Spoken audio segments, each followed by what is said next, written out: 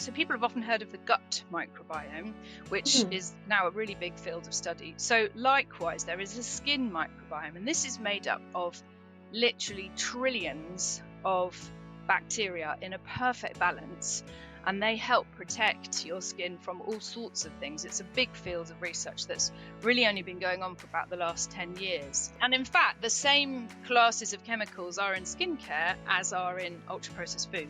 It's an interesting parallel. It really is. Really interesting parallel. And people now, I think, are waking up to looking at the ingredients in processed food. Yes. The ingredients are there on the back of skincare bottles. Read them for yourselves.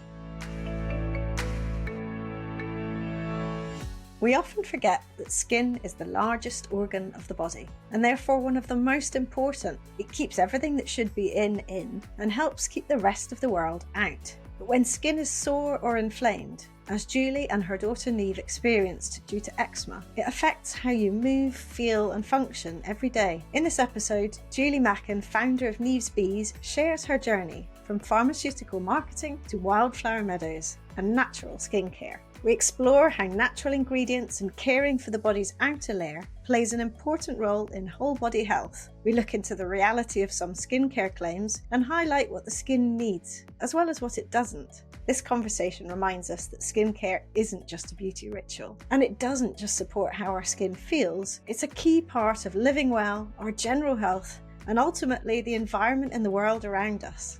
So today I have Julie Macken here, who is a local friend from Oxfordshire.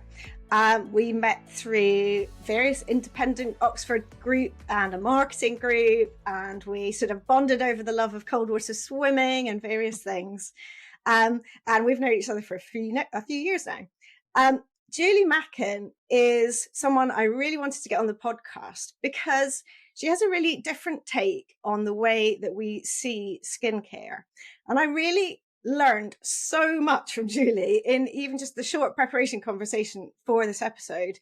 And I am so excited to share lots of interesting viewpoints on thinking about our skin. And you may say, why are we talking about skin on the Make Movement Matter podcast?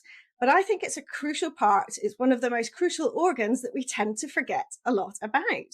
And yet we look after ourselves. And clearly, if you're listening to this, you are thinking about looking after your body because you are interested in movement. But there's so many facets to that. And obviously, if we want to move well, we need to feel good in all our body, including our skin. So welcome, Julie. And I'd love it if you would start by giving us a bit of going back to basics about what our skin actually does. This, what I believe is the biggest organ in the body. Am I right in saying that? Yeah, I believe it is. Yeah. Exactly. Yeah. Hi, Wendy. Delighted to be on your podcast today. So thank you for inviting me. Pleasure. Yeah, I think oftentimes the media will have us believe that skin is just something that happens on our face and is something that we must polish to within an inch of its life, scrub it all off and then make it look glassy, which I challenge. So let's go back to what the purpose of your skin is. So skin basically, as you say, is the body's largest organ, and it has three main roles. One is to make sure it regulates our temperature, so can keep us warm and can cool us down by sweating. The other is it's an excretory organ, so it helps your body to get rid of waste and things that it doesn't need within it. But then the other one, and this is the one that we'll focus on today, is it's a barrier. It stops stuff that you don't want going in your body, so pollutants, bacteria, viruses, UV from coming in, and it stops water basically from evaporating. So when people, say my skin looks dehydrated, what they actually mean is that the water has evaporated from within them. And one of therefore the key functions of our skin is its barrier properties. So that's stopping stuff coming in and stopping stuff going out. So it might be worth if I go in a little bit more detail about what makes the skin barrier, because I think people don't often think about that. Absolutely. I love that. I'll try and keep it sort of fairly top level, but basically there's a few levels, there's a few bits that make your skin have a healthy skin barrier. So your skin is actually made up of the dermis, which is beneath, and then the epidermis, which is on the top. And that epidermis is different layers of cells. They're called squamous epithelium, if anyone's interested. And they have keratin in them. And as they grow closer to the surface, they die off, and those keratin scales stay on the surface, and keratin is waterproof. So they help to keep your skin waterproof initially. They naturally slough off. So as the skin grows up, those cells on the top will slough off, and they remove sort of bacteria and viruses as they go.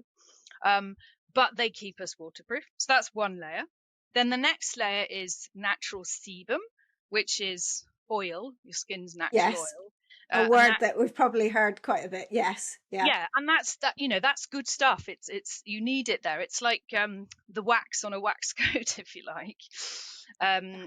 And it also has the perfect pH to help your skin be healthy. So that's the acidity or base, keeps it at the right pH.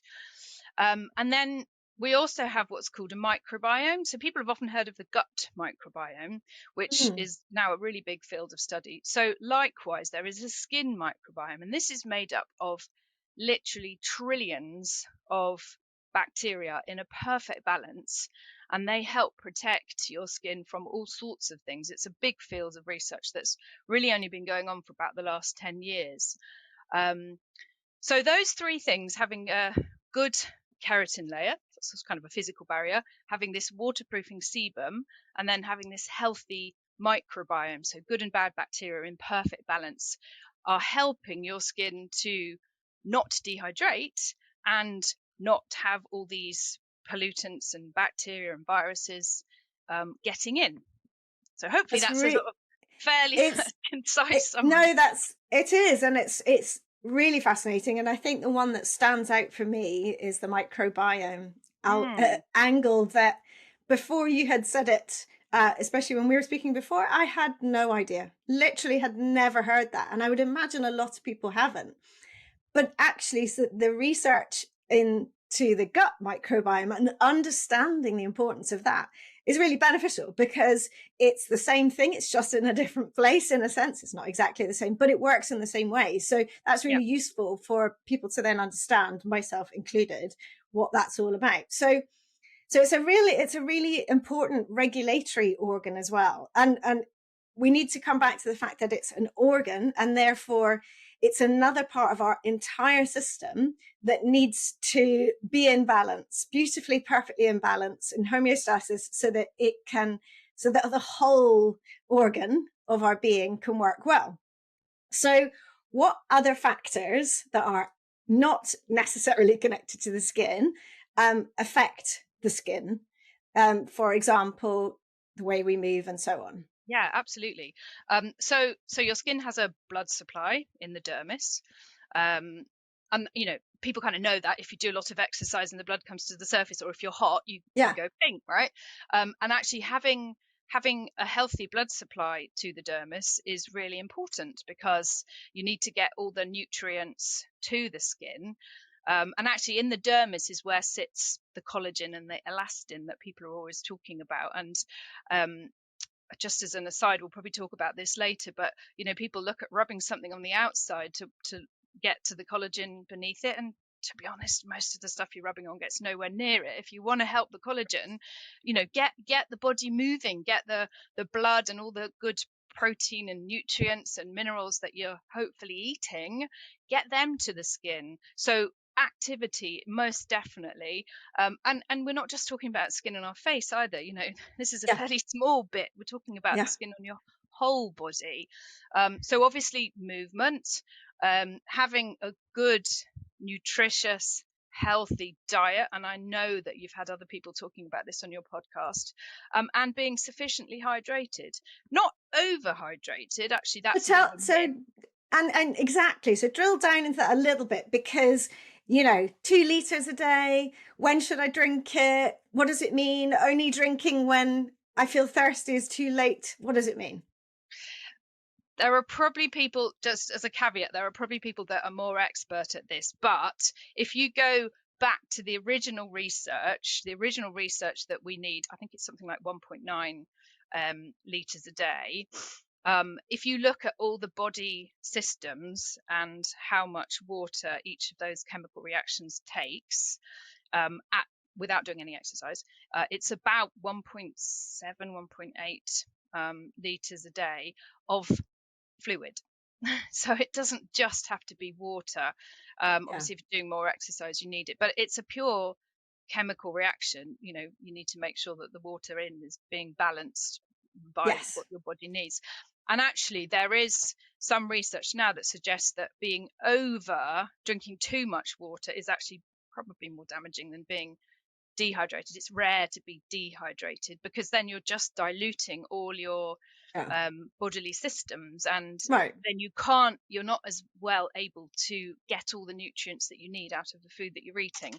So I think it's a bit of a myth, drinking 5 litres a day is good for you. No. I don't think it is.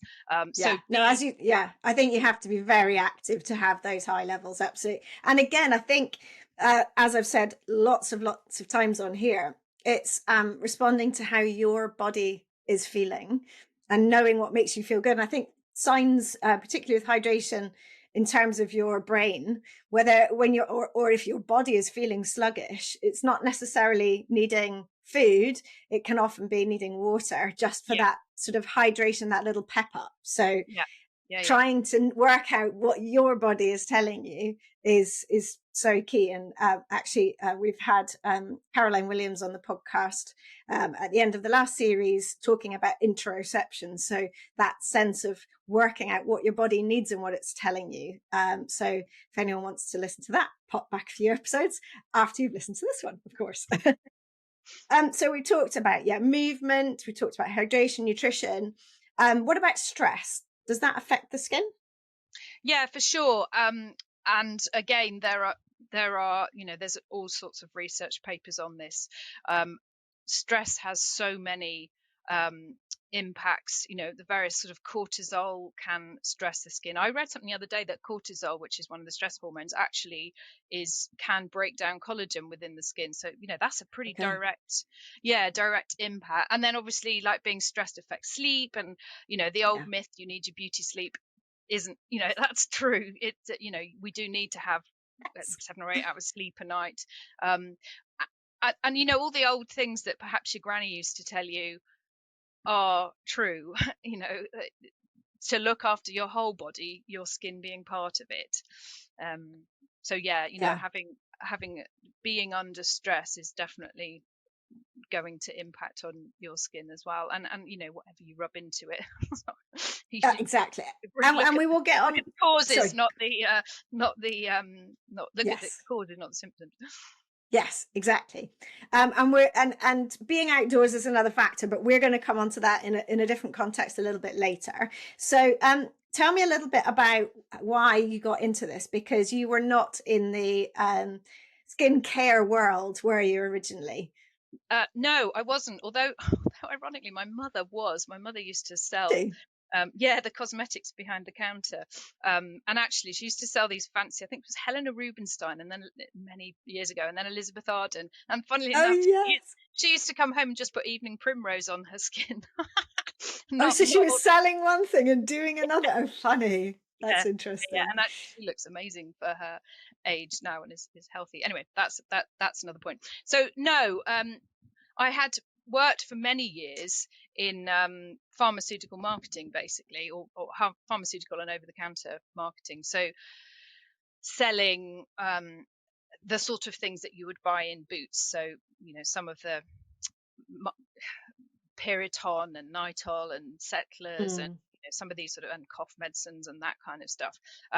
But was quite aware of some of the claims that perhaps get made on healthcare products. And I'm probably naturally quite a cynical person, but it was fairly apparent that much of the blurb that's said about things is based on, oftentimes, let's say, slightly spurious claims.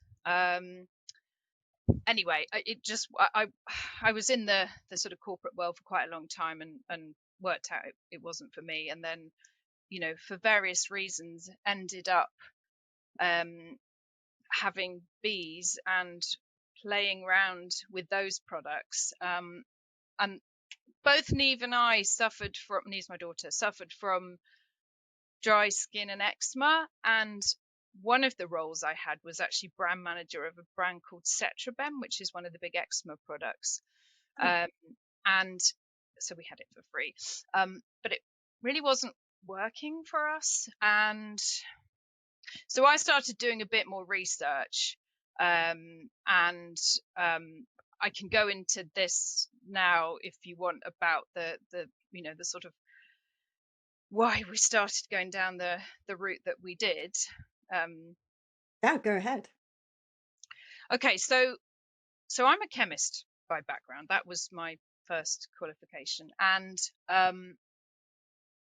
I started getting quite interested in the sort of products initially on the sort of eczema shelves in the supermarkets and the chemists and drugstores, and then the sort of wider products. And I had a bit of a sort of penny drop moment, and I'd invite any of your listeners to do the same. And I think, Wendy, when you and I had this conversation, this was a bit of a, oh, when you look at the Yes. ingredients of skincare products, the first one is normally aqua, water. And actually, the chemistry of it is that anywhere between 50 and 90% of all skin creams and lotions is water. And in fact, the definition of a cream and a lotion is an emulsion of oil and water. That's the definition. And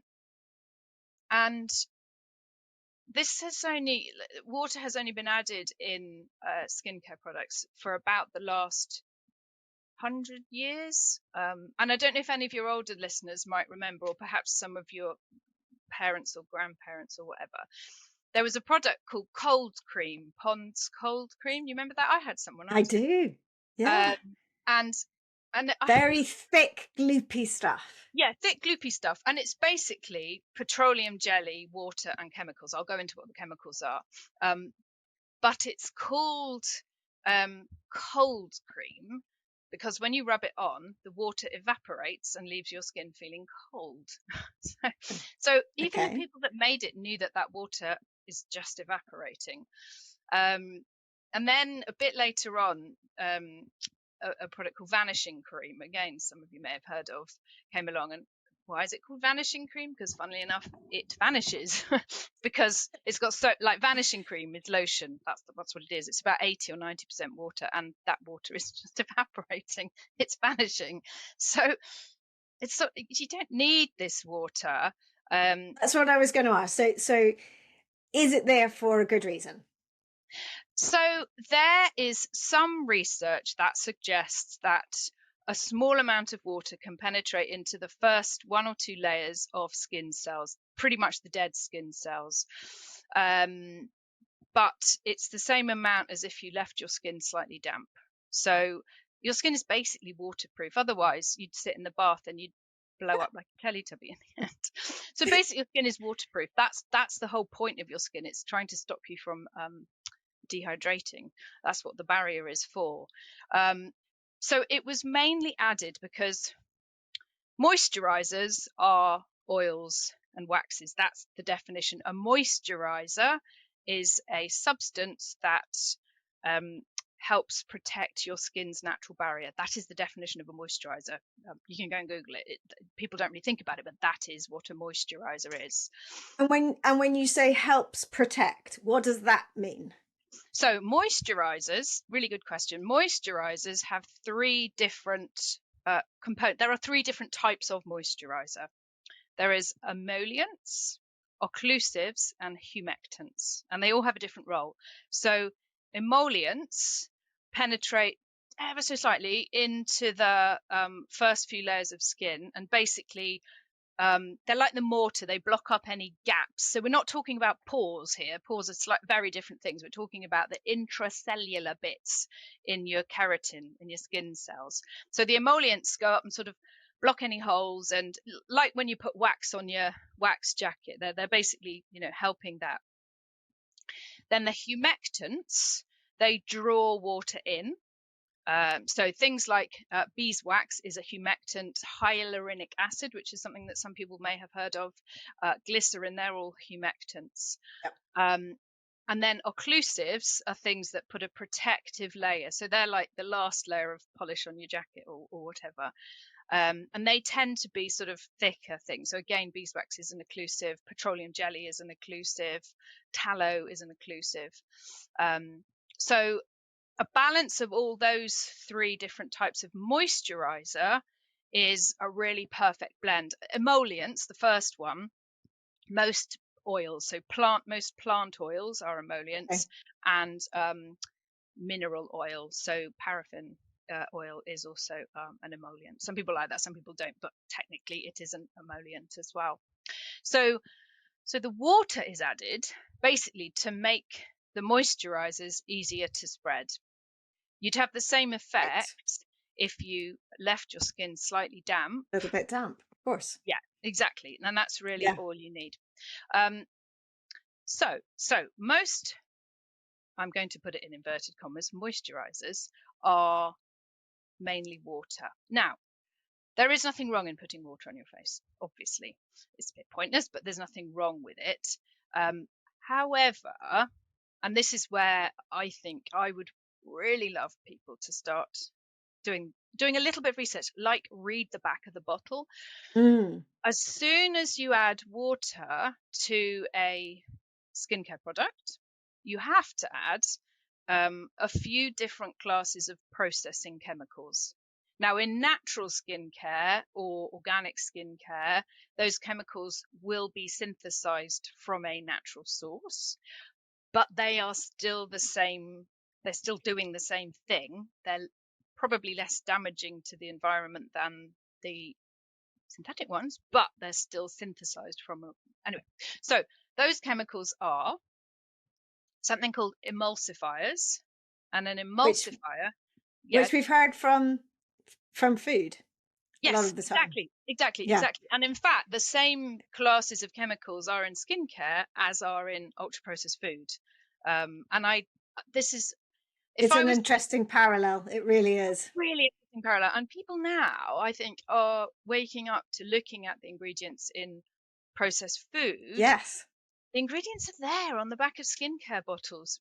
Read them for yourselves. If you can't understand what they are, then you can. I've written a decoder. I'm happy to give it to you, Wendy, if you want to put it on your site. But so useful, yes.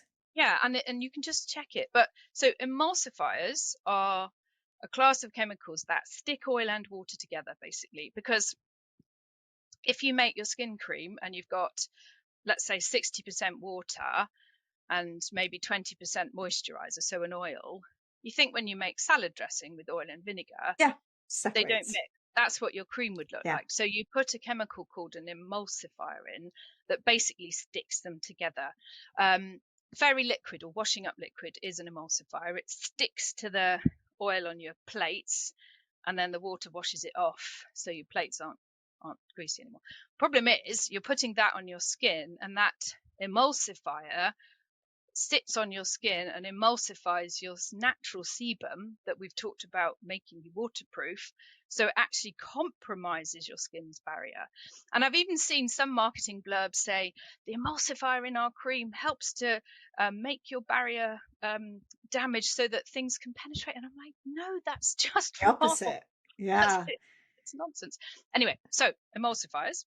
Then you also have a class, and by the way, emulsifiers, they're often like 10 to 15% if you're formulating it. So they're often that you'll see something called cetearyl alcohol. That's an emulsifier. So it's then normally pretty high at the top.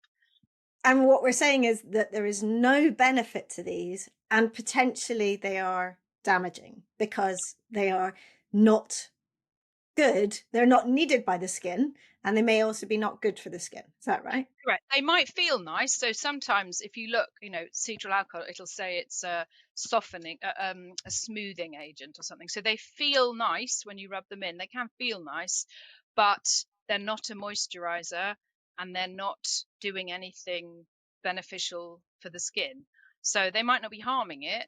Well, they might be compromising the skin's barrier, if I'm honest, but they're not needed. And they're being shipped around the world when you don't need them to me. Exactly. So you're paying sometimes very large amounts of money for water and these other things that are potentially doing you no good or even doing you some harm, and you're paying a lot for that. And as you say, that's being transported around the planet.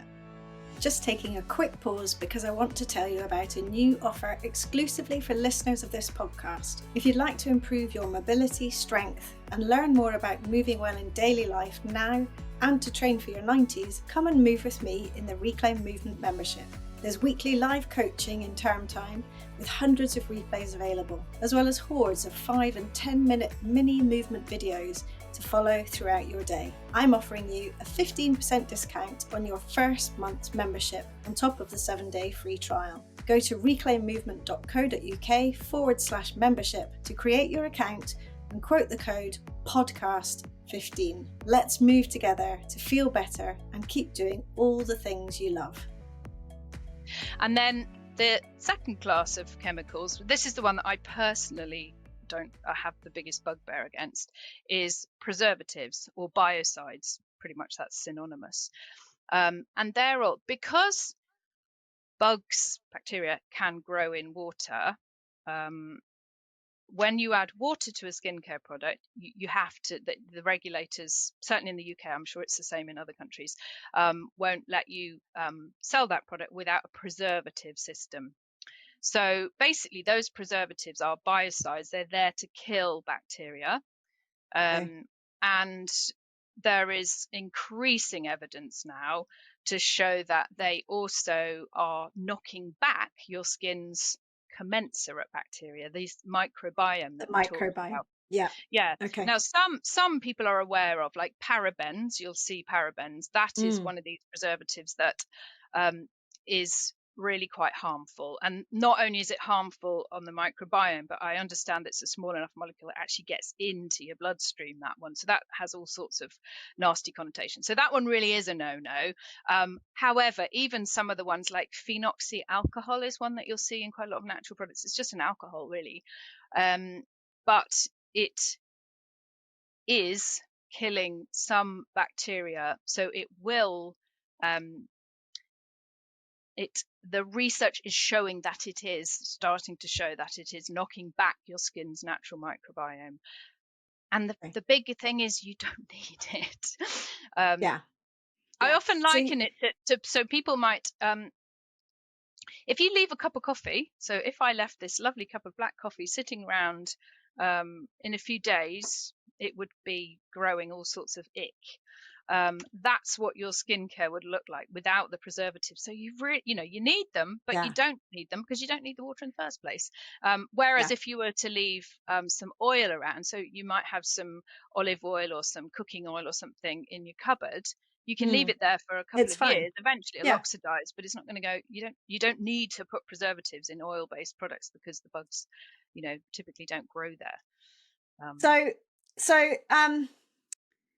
There's an awful lot in that, but the general sense there is that we need to be questioning what we're putting on our skin, because it can have adverse effects, or we're just basically wasting our money. Before we got onto the what you should or what's good for your skin, so the more positive side, which is obviously partly the products you sell, but you also have sort of other natural, easy alternatives and so on that I know you're happy to talk about. Let's just do a few myth debunking phrases, because just like with food, there are so many, and to be honest, the fitness industry, quite frankly, there's an awful lot that really bugs me about what's said. The big sort of hooking lines that people are drawn into because they sound like they're going to make big change. They overpromise, but then leave people financially strapped, quite frankly, and probably not very different. Um, it's worth going into a few of those. So if you could just give us a selection of a few that probably are the ones that people have heard the most, I think that'd be really useful. Not with the point of, saying don't buy this product or that product, but more be informed to question whether that is right for you. I Yeah. think is the best angle to go, whether you choose to believe in that thing, Yeah. and then we'll go on to, well, what can you do about it for yourself to really benefit your skin, and then I can talk about what I'm using on my skin now. Okay, so I think one of my real bugbears is the whole anti-aging thing. Yeah, Yeah, because, yeah, well, to start with, surely it's a privilege to have got to the age. I know you and I are a similar age. 100%. Yeah. It's a privilege to get to this age, and um, I find it okay. I understand that some people might feel more confident if perhaps they felt like they looked like they did 20 years ago. Um, And wouldn't it be lovely if we could feel the confidence to be happy to look like we do? I mean, I'm challenging big picture stuff here, so perhaps you need a Quite psychologist to go frankly, into this. but But quite frankly, a it lot really of the time. annoys me. But if you go back 20 years, did you really love the way you looked then? Yeah, A lot exactly. of the, in all honesty, most of us are not, a bit sort of self-deprecating throughout our whole lives. We always talk about that in terms of the shapes of our bodies and things like that. Oh, if only we knew what we had when we were young, all this kind of narrative. And yet at the time, perhaps our confidence meant that we didn't feel that way either. Yeah. It's all about this, isn't it? It's all about how we sorry, I'm pointing to my head for listeners. It's all about how we see ourselves, but Yeah. it's so much more than the vehicle that we're in. Yeah. Yeah. It's Yeah. more Absolutely. about how we see ourselves as a person. And I think the what you say about the privilege of aging Yeah. is bang on, because there's an awful lot of people who don't get to this, to not that we're like so old, but don't even get to middle age, or Yeah. get to middle age and perhaps won't be living for much longer. There's and we've all lost people in our lives. So I think you're And I absolutely think right. It and I is a think it's privilege. reframing it as well from not, oh my God, there's a wrinkle, to, wow, my skin enables me to jump in a lake, to feel the wind on my face, to go outside and feel the sun when I take the dog for a walk, and I can move. Look, my hands move, my arms move, my Exactly. legs move. They don't hurt. They're not itchy anymore. Um, they Yes. don't split when I try and stretch them. My skin is supple and healthy, and it feels nice, and it enables me to do what I want to do. And that, I think, is, golly, really so much more important than this silly narrative about, having a wrinkle is really, really the worst thing in the world, because it just isn't. And from the perspective of actual products and those claims, Ugh. do you think any of them stand up scientifically? Because so many times that word science is used. Now, you're a chemist Mm. originally. This Yeah. is your area. And people who are non-scientists like me, and there's a lot of podcasts, I love to have people on who've got scientific backgrounds, but that shouldn't be the sort of panacea where if it's scientific we believe in it, because there's so Yeah. many. We know that, for example, with ultra processed food, we know that lots of the research studies into certain foods are funded by the very people who are trying to sell the products, and so on. Mm. So there's an awful lot of misinformation. So what's your There is take lots of on that? problems. Just a little story on that. So, um, I'd written quite a nice press release, just basically laying out the basics on, you know, these are the ingredients in skin creams. It's water, it's emulsifier, it's preservatives. And the science editor of one of the mainstream newspapers in the UK, um, she picked it up and she said, "You do know, don't you, that none of the mainstream magazines are going to pick this up because they're paid for by the very people that are selling the water and the petrol." I was like, okay, that's a really good point. I hadn't thought about that one. But that really brought it That's home for sad. me. It is Yeah, quite sad, isn't it? I mean, I it think is. So I should say that there are some products that are going to be better and worse than others, and Yeah. you know, I don't. My role is not to sort of scaremonger people, and I don't want people thinking that they're doing themselves untold damage. I think what I would like people to come away with and thinking, actually, there's probably things that they could be doing that would cost them less and be less damaging to the environment and less damaging to their skins. And if you start reading the ingredients, you might see that. And the other thing is that placebo effect is really powerful. Yeah. However, there are some sort of quite good things I think to look out for. So number one, there are some products that are ludicrously expensive. There's this one product, and I won't mention the brand name in case they sue me or whatever. Please don't. But it costs £250 for in UK pounds for a pot that's, I think it's 30 mil, so a standard sort of face cream. The ingredients are aqua, so water, dimethicone, which is I think it's an emulsifier, but it's really bad for marine life. So when it washes off your skin, it's really bad for marine life. Then Helianthus annus, which is sunflower oil, and then a few preservatives and a couple of quite nice plant oils, but probably 75% of it is water, sunflower oil, and dimethicone. And it's £250. So you know what? If you were going to buy that one, I would say to you, go to your local upmarket Go and get some sunflower oil. Get some sunflower oil. You can get lovely organic sunflower oil. Yeah. Probably about 50p. So yeah, then the other thing that I think is quite an interesting one, if you go back to the principle that your skin is a barrier, a moisturizer is there to help protect that barrier. Our grannies used to use Vaseline. I personally don't like Vaseline, but many dermatologists will tell you that is the best thing that you can put on your skin because it is just pure petroleum jelly. There isn't any of these, and petroleum jelly is a moisturizer. Okay. So, our grannies probably knew a thing or two, or they were using tallow or a beeswax balm, which is obviously what we're doing. The other thing I think tallow being beef fat. Yeah, beef fat. I personally don't like it. There is a beautiful brand in this country, I'm sure it's the same in other countries, that make skincare using tallow. This is how it was all. Beeswax or tallow or lanolin was always how skincare was made for millennia. But then there's a whole nother industry at the moment on skincare actives. So you see like a retinol cream or a vitamin C serum or a peptide serum or what have you. Which are all buzzwords. They're all buzzwords but again, in other spheres, not necessarily in skincare. So it's that jumping on the bandwagon of knowledge, potentially vitamin C, it's really, really good. Peptides, they're an up and coming thing that we all should know about. Yeah, very interesting. So there's a lot of myths that can be busted there.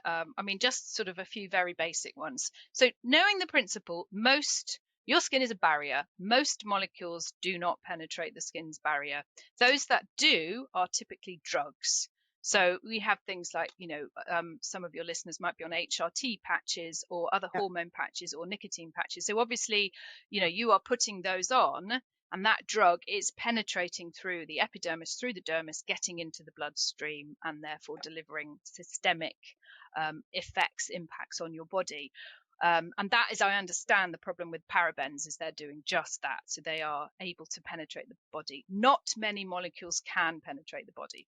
Most of the marketing bump that you see on these actives kind of implies that it is penetrating and getting into the body, but they kind of wash over and then what's it doing when it gets into your organs? Most actually are not penetrating, which is great because it means that they're therefore not doing us any systemic damage, but it kind of questions what's the point. What are they doing?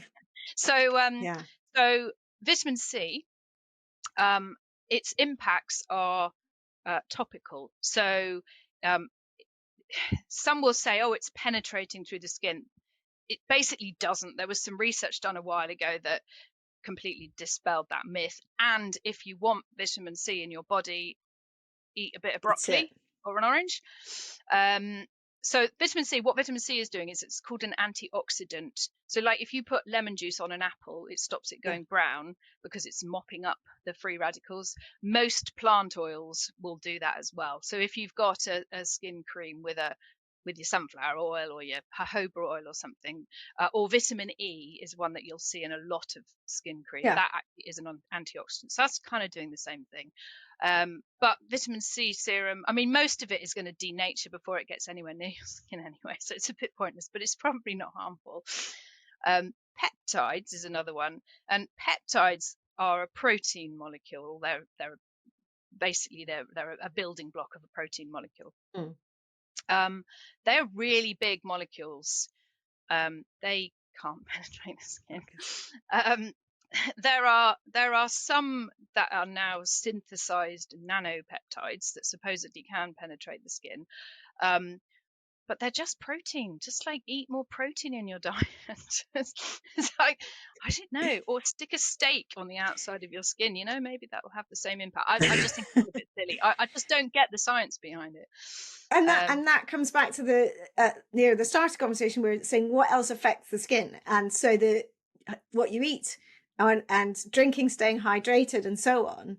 You're kind of then benefiting the skin from the inside in that Yeah, sense, aren't you? absolutely. So do it that way. Think about it that way. And also, it's going to I'm just holding up my hands. It's going to your hands and your Yes, stomach and your not back and just your where legs. you put some cream. Yeah, Exactly. And your skin is a barrier all over. You want your whole skin to be healthy. You want yes, the elastin and the collagen to be healthy on your whole body. You want your whole body to be waterproof and to have the right nutrients, not just yeah, on your yeah. face. Yeah, I mean, they're really good points. And it is sad, but it's also, that's why we have these conversations. It's about awareness. It's about understanding that you have choice always.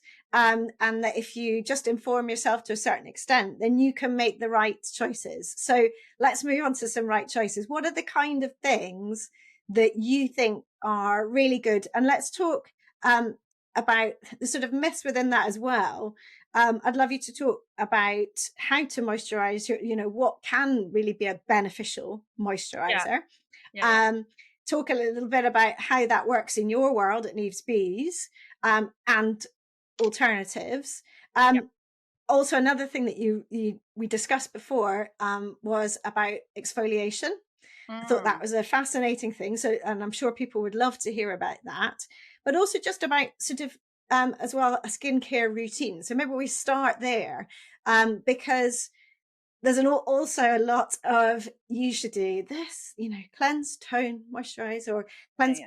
cleanse, tone, moisturize. And I remember as a youngster, sort of going through that, and your skin felt different and better afterwards and so on. But it was temporary. Yeah, absolutely, it was temporary. It was I think temporary, and it was more, and I don't want to downplay the fact that actually spending time on yourself is a really good thing. So mhm, if you really love, for example, giving your foot a massage with some lovely moisturizer after a little foot spa, that time spent on yourself is beneficial in so many more ways than just what you're doing to the skin on your foot or the muscles in your foot. yeah, And I'm all for self-care and yeah. treating yourself well and giving yourself time. But yeah, but what's the sort of reality? So I think the first thing to say is your skin is really good at looking after itself. It's an amazingly designed organ that does what it does really well. Um, I think if we didn't have any pollution in the world, if we didn't put any makeup on our faces or we didn't get grime on our bodies, then we could just get away with washing ourselves with water. And I genuinely think that would Yeah. do us a power of good. And in fact, it was only about 100 years ago that it was probably Pond's, was it Pears or Pond's soap, that started showing us having to lather ourselves and make us all foamy, and wash everything away. That probably that's where the problem started. So I, you mentioned specifically exfoliation. Now, going back to remembering what I said, that your skin has a protective layer, and the skin cells grow from the base layer, and they grow up and they grow up, and they gradually slough off as they get to the surface. And different areas have different thicknesses of skin. And normally our skin sort of naturally sloughs off as we do stuff with our hands, or we might wear clothes or whatever.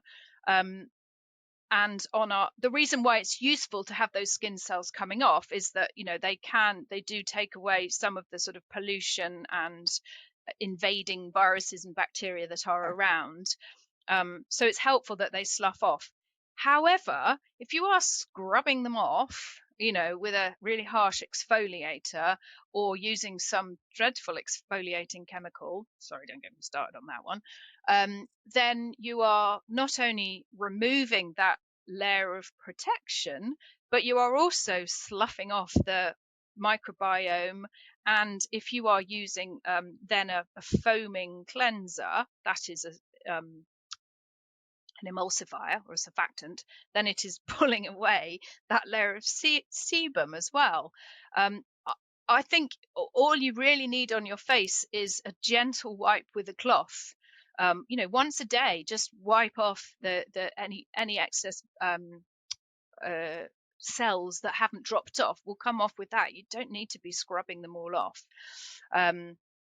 So I think I actually think simpler is better. And then you see these 7-stage Korean skincare routines where you slough off all the protective layer, then you put a toner on it that strips the sebum off, then you double cleanse with a foaming cleanser and take even more of the sebum off.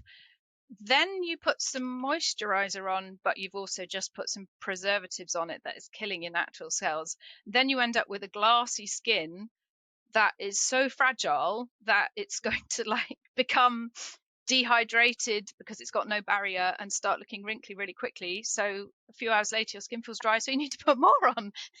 It's a crazy circle. See, when you do that, so if you are doing the very high maintenance, potentially damaging and certainly pulling away from what your skin naturally needs, which you're saying is very little, does that have an effect on the aging of your skin itself? So one of the factors that leads to aging is dehydration. If your skin is dehydrated, then you will see more fine wrinkles. So keeping your skin hydrated with enough water and a moisturizer is going to be as helpful as you can. Keeping that barrier. Remember, the skin barrier is the thing that is stopping you dehydrating. And the definition of a moisturizer is something that maintains and preserves your skin's barrier. This is really all we can do, and what we can do for our skin. There is actually one other chemical that people will have heard of that I was going to mention earlier, which is retinol. I think a lot of your listeners will have heard of retinol. So retinol is a modern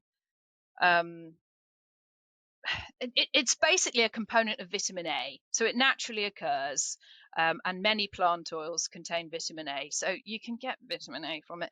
However, the industry has decided that they're going to synthesize it. And some of them now are so heavily synthesized that they're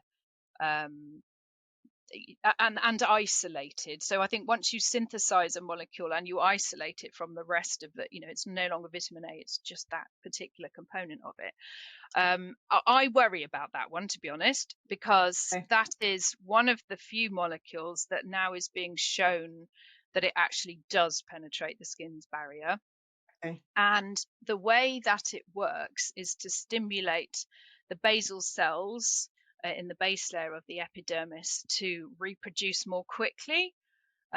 So it does start to have an impact. It does start to show that you have fine wrinkles disappear because your skin cells are turning over so quickly. As soon as you Sure. stop using it, you go back to square one, and probably back further than that, because you've just been like overstimulating all the basal skin cells.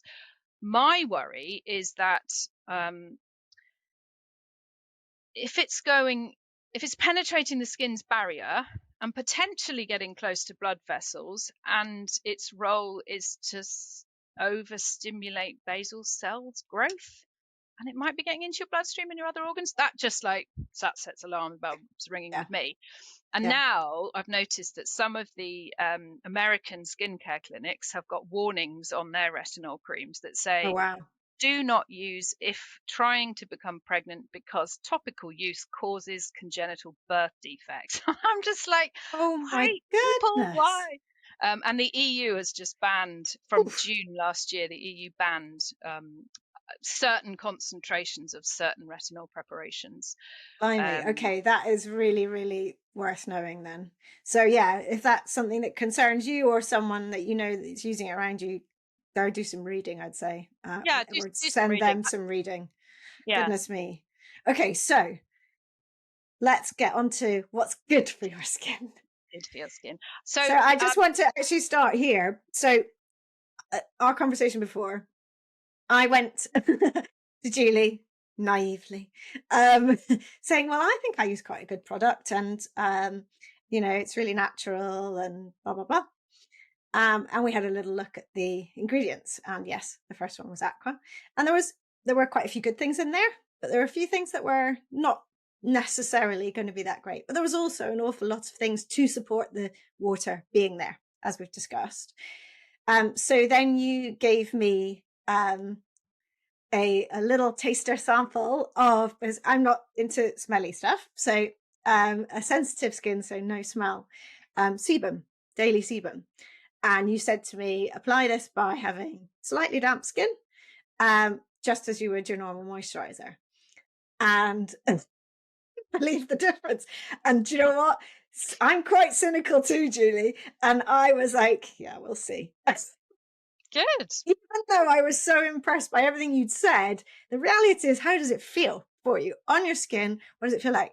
And what I would say the difference is that when you use a normal moisturizer, if your skin's feeling dry because the water's evaporated after the shower, and you put on a moisturizer, it can start to feel tight before. So you put on a normal moisturizer, it does feel good for a few minutes and a little while. It doesn't potentially feel tight for most of the day in the way it can do. And perhaps there's obviously reasons why it's been feeling tight because you're using this product. So I get that now.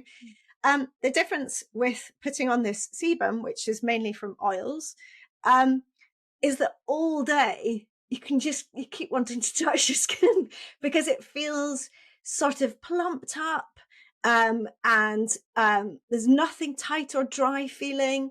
And I genuinely felt like it looked different. I was amazed, and that was day one. And so, haven't quite looked back. And that's not just to big up your product. It was more as a genuine test myself, because if I'm going to have you on my podcast, I want to be knowing what we're talking about as the alternative.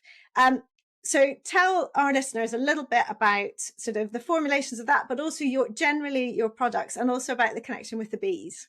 Okay, so brilliant. I'm so glad that worked for you. And actually, we in terms of selling stuff, we only sell in the UK anyway. So I'm really not here for an upsell. I genuinely am Oh. on a bit of a mission to get people to just like stop putting all these chemicals in our skin and washing up. You and I both swim in rivers and lakes. I don't want these things in our rivers and lakes. They shouldn't be Yeah. there. Yeah. But one of the things that is really easy for people to do is to, as you did, look on the ingredients of what you've bought. Ignore the water, ignore the chemicals, but just look at the stuff in there that they probably have highlighted in the marketing blurb. It probably says, oh, contains jojoba oil, or contains apricot kernel oil, or sunflower oil, or what have you. You can probably go and buy those oils by themselves without all the water, the chemicals, and the rest of the bump. And and use them on slightly damp skin, and you've got exactly the same product without all the rest of the stuff in there, which is Yeah. kind of like what I gave you was our sort of nice basic oil based serum product. And it contains all the nice stuff without any of the Mm. nasty stuff, so it's quite easy to do. There's one thing I want to say about oils as well in a second. Our range is basically made, so this is the sales bit. Our range is made to compete with the stuff you get in the high street without any of the chemicals and the other stuff that personally I don't think you need. So we have cleanser, which is an oil-based cleanser. So we use beeswax as part of that, which is a beautiful moisturizer. And then we have moisturizers and oils, and then we have products for hand and body as well. But one of the things that I think is really important is many people worry about putting oil on their skin because they're worried it'll block pores. That's a little bit of a myth, actually. There's this scale called the comedogenic rating scale, and it ranks oils and other substances as to whether they're likely to block pores or not. And it goes from 0 to 5, where I think 0 and 1 is it definitely won't. 2 is it really isn't gonna. 3, or be a bit careful. 4 might block your pores. 5, don't use it. And all of the oils that we use, and most of the ones that you'll see in products, are way down on the comedogenic scale. Interestingly, things like coconut oil are quite comedogenic, so they can block your pores. So unless you have sort of skin that really isn't prone to getting any kind of breakouts, I would avoid coconut oil on your skin. One of the oils that is lovely, we use a lot of it, and you'll see it in many products, is an oil called jojoba. It's spelled jojoba. Yes, And that, I've always called it the wrong. I've pronounced it wrong until you told me. but that molecularly is really similar to the skin's own sebum. So it's one of the Right. closest oils that's so that's a really lovely one to use. Lovely. Amazing. And yeah, so if you're interested, if you're in the UK, pop over to Neavesby's. We'll obviously be putting it in the show notes. And also you go to quite a few of festivals in the summer and Christmas markets and things like that. So you may see her around. And just to finish off, I'd love it if you talked just for a couple of minutes about the sort of the effects on nature, because Yeah. we've all got a huge responsibility. We keep talking about global warming, what's going to happen for our kids. And this may not seem like a big win in the sense of getting industries to stop pumping out harmful things into the environment and so on. But it's so important, isn't it, for our waterways? Oh yeah, And absolutely. and you're really passionate about that, and that's a big part of you use your platform, and it's on your website as well. You sort of invest in that, don't you, as well? So tell us a So little bit about that. this is some scary stats, but in the UK, it might be similar in other countries. I think the UK is particularly bad. We have lost 97% of our wildflower meadows and half of all our hedges. And Wow. one of the reasons why pollinators, so bees, moths, butterflies, Yep. etc., are struggling, and they really are struggling, is because of lack of forage. That's things that they eat and places they can shelter. So things like trees, hedges, wildflower meadows, etc. So our mission from the outset, from running this business, has been to do what we can to bring that back. So we Yeah. donate 10% of our profits to nature recovery charities. We give away packs of wildflower seeds, so each one makes a little mini meadow. Lovely. I call them bee service stations. And then we've also planted our own. We've got a 6-acre wildflower meadow just outside here, which we have planted and we look after. And it's amazing in the summer and the spring. It's just starting to come out now. You can see like the bees just all over it, and you walk through it and the moths come out and the butterflies come out and Yeah. dragonflies and all sorts of interesting creatures. And that this is quite a scary stat for everybody in the world. I think that it's estimated that 1 in 3 of the mouthfuls of food we eat, and certainly all our products, are pollinated by bees. So if the bees go, the food goes, Yeah. because they're Yeah. pollinating it all, which is They are literally the queen bee, aren't they? They're the top of the tree in many ways, in the order of many things, and not seen that way. So it's a really important message. And yeah, you're right. It's if we don't think about the things, it's not just about vanity. It's not just about how our skin looks. It's not about whether it's about so much bigger, and we're all organs as well. We need to look after ourselves, but we have a responsibility to look after all living organisms so that our own biodiversity works and that of the entire world. So it's a really, really brilliant message, but also hugely fascinating subject. I've learned so much, even more now.